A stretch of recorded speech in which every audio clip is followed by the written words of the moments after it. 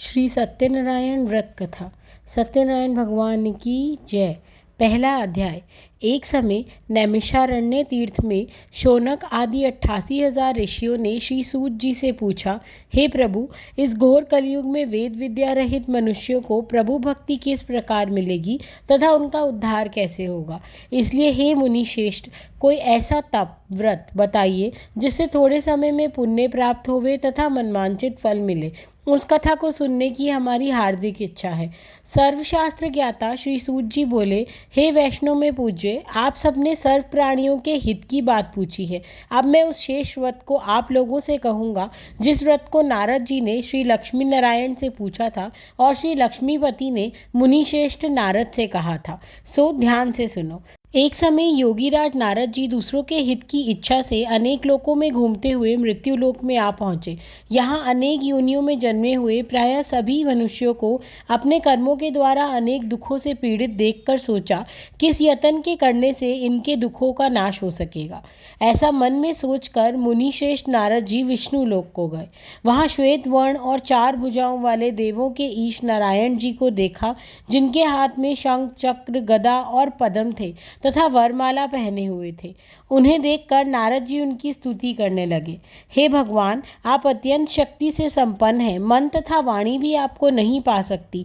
आपका आदि मध्य अंत नहीं है। निर्गुण स्वरूप सृष्टि के कारण भूत व भक्तों के दुखों को नष्ट करने वाले हो। आपको मेरा नमस्कार है। नारद जी से इस प्रकार की स्तुति सुनकर विष्णु भगवान बोले कि हे मुनि श्रेष्ठ, आपके मन में क्या है? आपका किस काम के लिए आगमन हुआ है? संकोच कहो। तब नारद मुनि बोले, मृत्यु लोक में सब मनुष्य जो अनेक योनियों में पैदा हुए हैं, अपने अपने कर्मों के द्वारा अनेक प्रकार के दुखों से दुखी हो रहे हैं। हे नाथ, मुझ पर दया रखते हो तो बतलाइए कि उन मनुष्यों के सब दुख थोड़े ही प्रयत्न से कैसे दूर हो सकते हैं। श्री विष्णु भगवान बोले, हे नारद, मनुष्यों की भलाई के लिए तुमने बहुत अच्छी बात पूछी है। जिस काम के करने से मनुष्य मोह से छूट जाता है वह मैं कहता हूँ, सुनो। बहुत पुण्य देने वाला स्वर्ग तथा मृत्यु लोक दोनों में दुर्लभ सत्यनारायण का व्रत है। आज मैं प्रेमवश होकर तुमसे कहता हूँ, श्री सत्यनारायण का यह व्रत अच्छी तरह विधि पूर्वक संपन्न करके मनुष्य तुरंत ही यहाँ सुख भोग कर मरने पर मोक्ष को प्राप्त होता है। श्री विष्णु भगवान के ऐसे वचन सुनकर नारद मुनि बोले कि उस व्रत का क्या फल है, क्या विधान है और किसने यह व्रत किया और किस दिन यह व्रत करना चाहिए। हे भगवान, इसको विस्तार से बताएं। भगवान बोले, हे नारद, दुख शोक आदि को दूर करने वाला, धन धान्य को बढ़ाने वाला, सौभाग्य तथा संतान को देने वाला यह व्रत सब स्थानों पर विजयी दिलाने वाला है। भक्ति और श्रद्धा के साथ किसी भी दिन संध्या के समय श्री सत्यनारायण जी का शाम के समय ब्राह्मणों और बंधुओं के साथ धर्मपरायण होकर पूजा करें। भक्ति भाव से नैवेद्य प्रसाद, केले का फल, घी, दूध और गेहूं का चूरमा सवाया लेवें। गेहूं के अभाव में साठी का चूर्ण, शक्कर तथा गुड़ लें और श्रद्धा भाव से भगवान को अर्पण करें तथा बंधुओं सहित ब्राह्मणों को भोजन कराएं। तत्पश्चात स्वयं भोजन करें। अंत में भजन आदि का आचरण कर श्री सत्यनारायण भगवान का स्मरण करता हुआ समय व्यतीत करें। इस तरह व्रत करने से मनुष्य की सभी इच्छाएं पूरी होती हैं। विशेषकर इस घोर कलयुग में इससे सरल उपाय कोई नहीं है। इति श्री सत्यनारायण व्रत कथा प्रथम अध्याय संपूर्णम। श्री सत्यनारायण भगवान की जय। दूसरा अध्याय। सूत जी बोले, हे ऋषियों, जिन्होंने सबसे पहले इस व्रत को किया था उनका इतिहास कहता हूँ, ध्यान से श्रवण करो। सुंदर काशीपुरी नगरी में एक अत्यंत गरीब ब्राह्मण रहता था। वे भूख और प्यास से विचलित पृथ्वी पर दर दर घूमता था। ब्राह्मणों से प्रेम भाव रखने वाले श्री भगवान ने ब्राह्मण को दुखी देखकर बूढ़े ब्राह्मण का रूप धारण किया और उसके पास जाकर आदर से पूछा, हे विप्र, आप अत्यंत दुखी होकर इस पृथ्वी पर क्यों घूमते हैं? हे श्रेष्ठ ब्राह्मण, यह सब मुझसे कहो, मैं सुनना चाहता हूँ। ब्राह्मण बोला, मैं एक निर्धन ब्राह्मण हूँ, भिक्षा के लिए पृथ्वी पर फिरता हूँ। हे भगवान, यदि आप इससे छुटकारा पाने का कोई उपाय जानते हैं तो कृपया करके बतलाएं।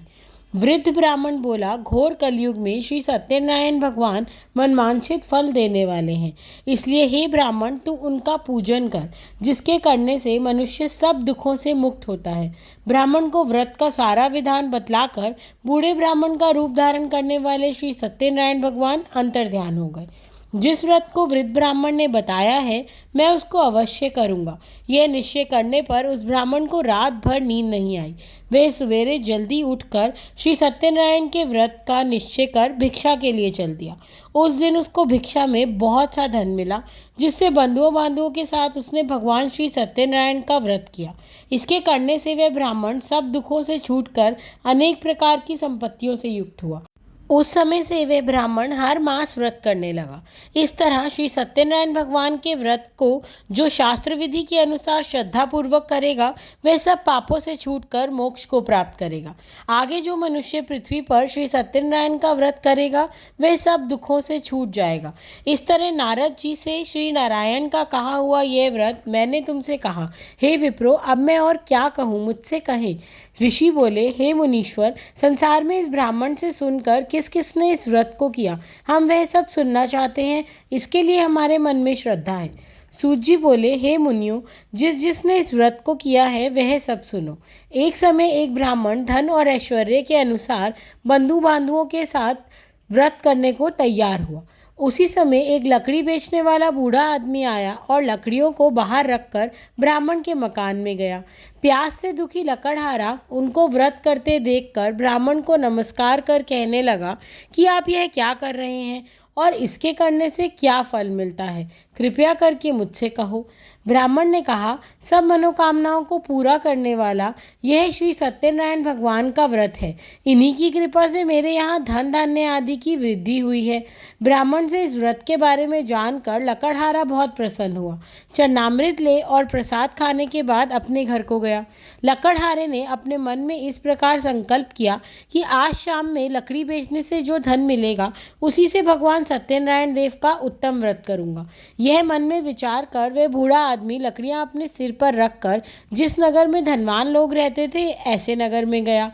उस रोज वहां पर उसे उन लकड़ियों का दाम पहले दिनों से चौगुना मिला। तब वह बूढ़ा लकड़हारा दाम ले और अति प्रसन्न होकर पके केले की फली, शक्कर, घी, दूध, दही और गेहूं का चूरन इत्यादि श्री सत्यनारायण भगवान के व्रत की कुल सामग्रियों को लेकर अपने घर गया। फिर उसने अपने बंधुओं बांधुओं को बुलाकर विधि के साथ ही श्री भगवान का पूजन और व्रत किया। उस व्रत के प्रभाव से वे बूढ़ा लकड़हारा धन पुत्र आदि से युक्त हुआ और संसार के समस्त सुख भोग कर वैकुंठ को चला गया। इति श्री सत्यनारायण व्रत कथा द्वितीय अध्याय संपूर्णम। श्री सत्यनारायण भगवान की जय। तीसरा अध्याय। सूत जी बोले, हे श्रेष्ठ मुनियों, अब आगे की कथा कहता हूँ, सुनो। बहुत समय पहले उल्कामुख नाम का एक बुद्धिमान राजा था। वे सत्यवक्ता और जितेंद्रिय था। प्रतिदिन देवस्थानों पर जाता तथा गरीबों को धन देकर उनके कष्ट दूर करता। उसकी पत्नी कमल के समान मुख वाली और सती साध्वी थी। भद्रशिला नदी के तट पर उन दोनों ने श्री सत्यनारायण भगवान का व्रत किया। उस समय वहाँ एक साधु नामक वैश्य आया। उसके पास व्यापार के लिए बहुत सा धन था। वह नाव को किनारे पर ठहरा कर राजा के पास आ गया और राजा को व्रत करते हुए देखकर विनय के साथ पूछने लगा, हे राजन, भक्ति युक्त चित्त से ये आप क्या कर रहे हैं? मेरी सुनने की इच्छा है, सो आप यह मुझसे भी बताइए।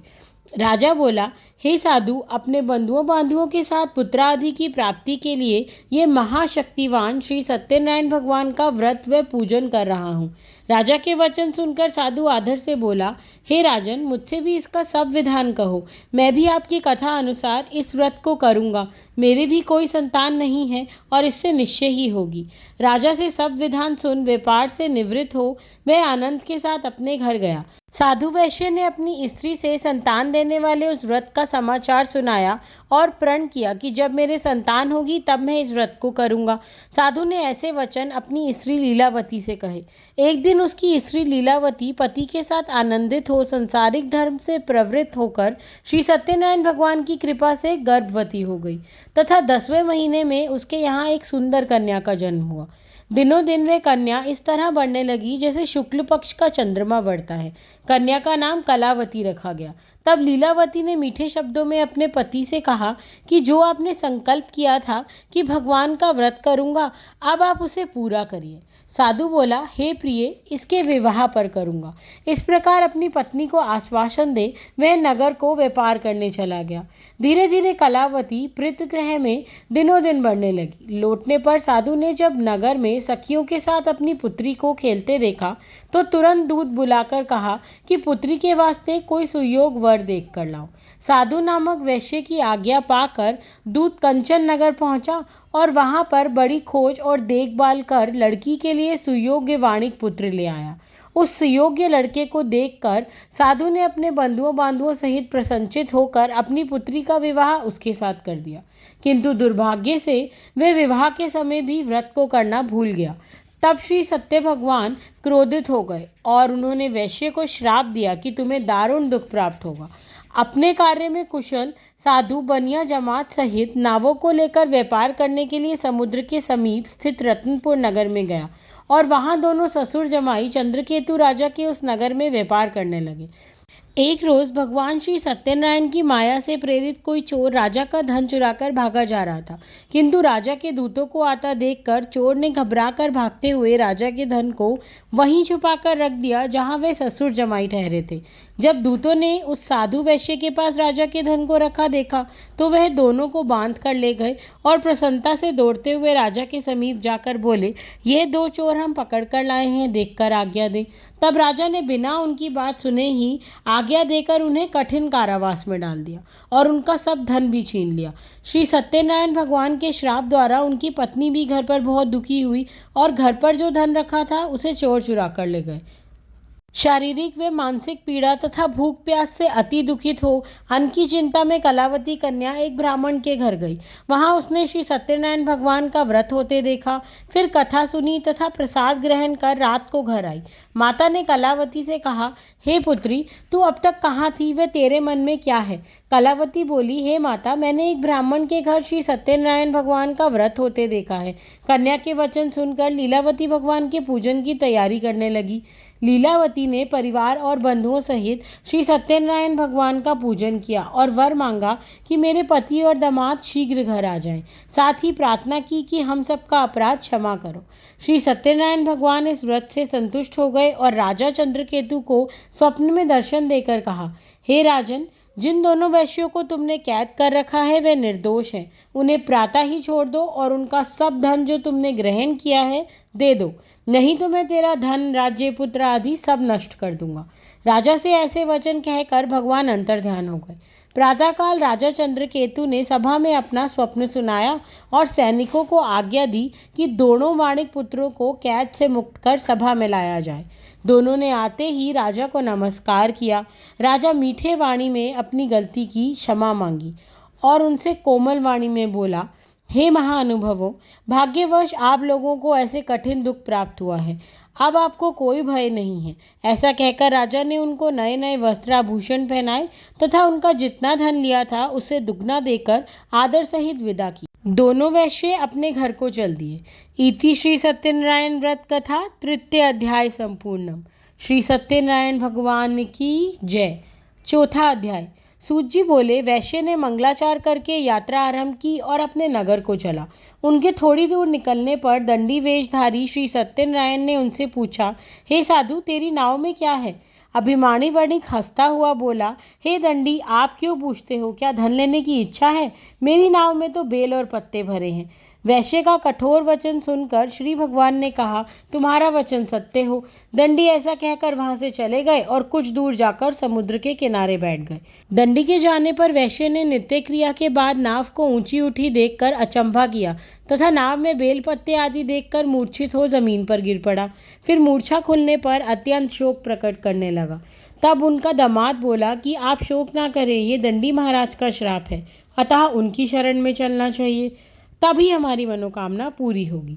दामाद के वचन सुनकर दंडी महाराज के पास जा पहुंचा और अत्यंत भक्ति भाव से नमस्कार करके बोला, मैंने जो आपसे असत्य वचन कहे थे उसको क्षमा करें। ऐसा कहकर महान शोकातुर हो रोने लगा। तब दंडी भगवान बोले, हे वाणिक पुत्र, मेरी आज्ञा से बार बार तुम्हें दुख प्राप्त हुआ है, तू मेरी पूजा से विमुख हुआ है। साधु बोला, हे भगवान, आपकी माया से मोहित ब्रह्मा आदि भी आपके रूप को नहीं जानते, तब मैं अज्ञानी कैसे जान सकता हूँ। आप प्रसन्न होइए, मैं सामर्थ्य के अनुसार आपकी पूजा करूँगा। मेरी रक्षा करो और पहले के समान नौका में धन भर दो। उसके भक्ति युक्त वचन सुनकर श्री सत्यनारायण भगवान प्रसन्न हो उसकी इच्छा अनुसार वर देकर अंतर्ध्यान हो गए। तब उन्होंने नाव पर आकर देखा कि नाव धन से परिपूर्ण है। फिर वह भगवान सत्यनारायण का पूजन कर साथियों सहित अपने नगर को चला। जब वह अपने नगर के निकट पहुंचा तब उसने अपने एक दूत को घर भेजा।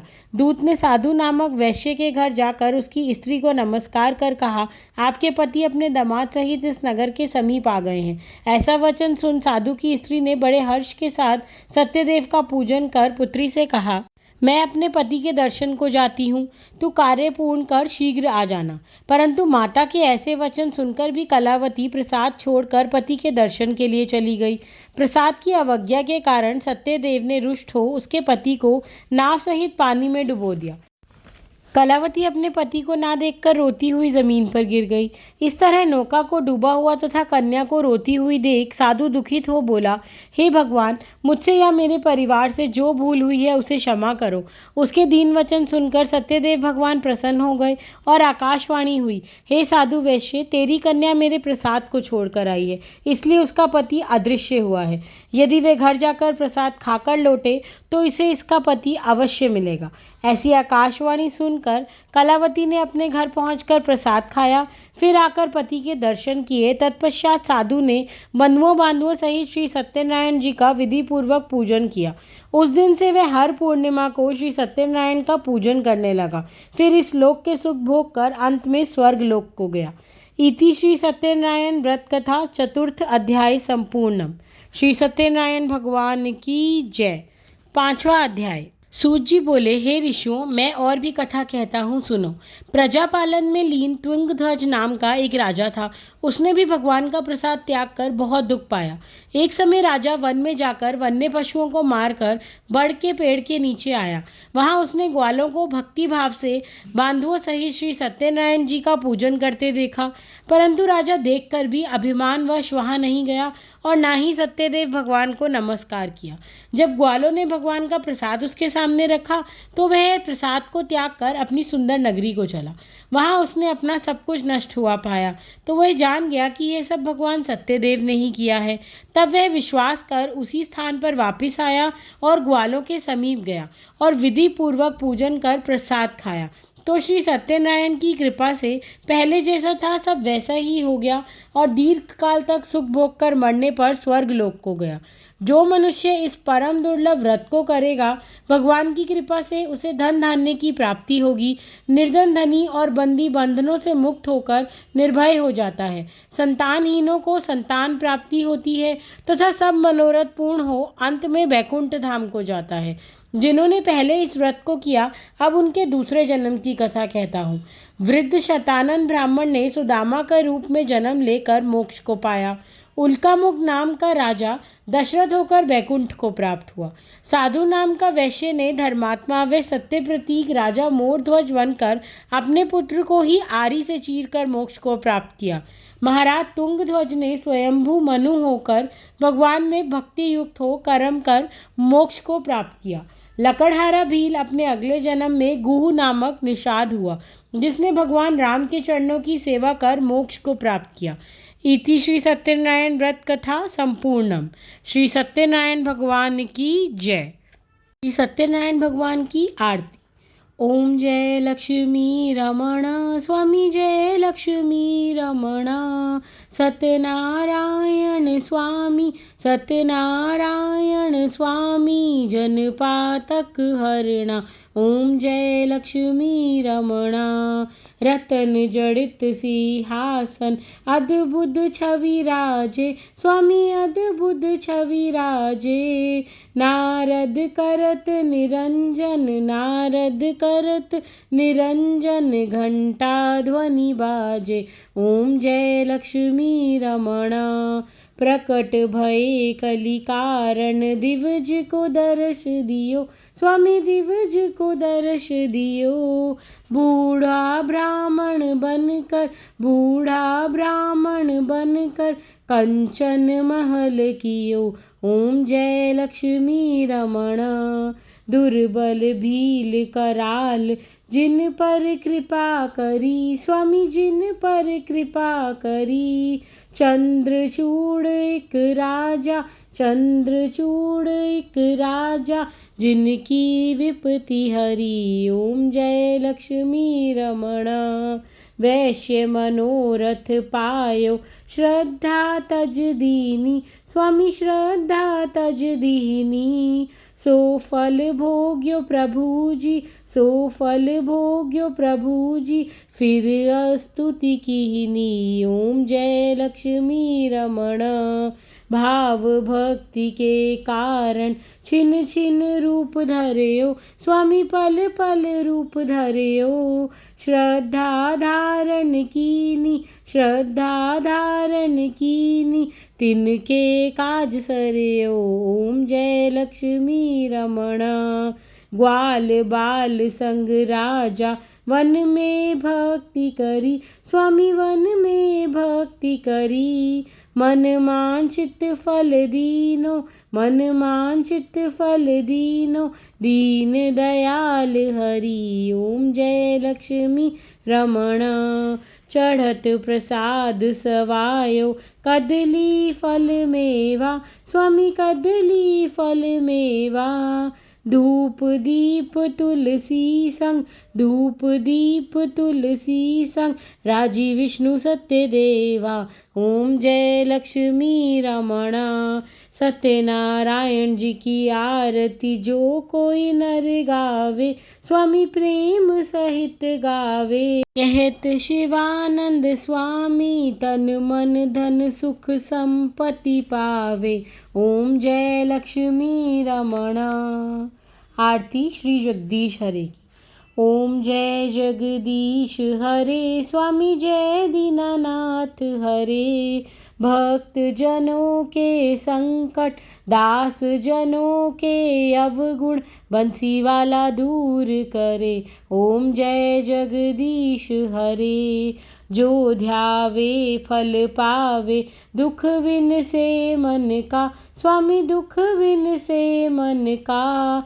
सुख संपत्ति घर आवे, उर आनंद समावे, कष्ट मिटे तन का। ओम जय जगदीश हरे। मात पिता तुम मेरे, शरण गहूँ मैं किसकी स्वामी शरण पढ़ूँ मैं किसकी। तुम बिन और न दूजा, प्रभु बिन और न दूजा, आस करूँ मैं जिसकी। ओम जय जगदीश हरे। तुम पूर्ण परमात्मा, तुम अंतर्यामी स्वामी तुम अंतर्यामी। पार ब्रह्म परमेश्वर, पार ब्रह्म परमेश्वर, तुम सबके स्वामी। ओम जय जगदीश हरे। तुम करुणा के सागर, तुम पालन करता स्वामी तुम रक्षा करता। मैं मूरख खल कामी, मैं सेवक तुम स्वामी, कृपा करो भरता। ओम जय जगदीश हरे। तुम हो एक अगोचर, सबके प्राणपति स्वामी सबके प्राणपति। किस विध मिलूं दया में, किस विध मिलूं बंसी वाले, तुमको मैं कुमति। ओम जय जगदीश हरे। दीन बंधु दुख हरता, ठाकुर तुम मेरे स्वामी रक्षक तुम मेरे। अपने हस्त उठाओ, अपनी शरण लगाओ, द्वार पड़ी मैं तेरे। ओम जय जगदीश हरे।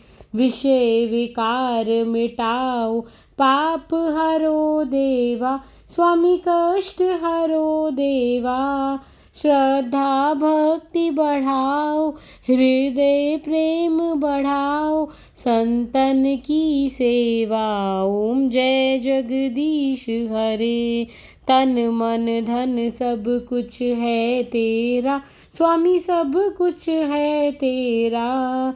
तेरा तुझको अर्पण, हरि को अर्पण, क्या लागे मेरा। ओम जय जगदीश हरे। श्री श्याम सुंदर जी की आरती जो कोई नर गावे, स्वामी प्रेम सहित गावे।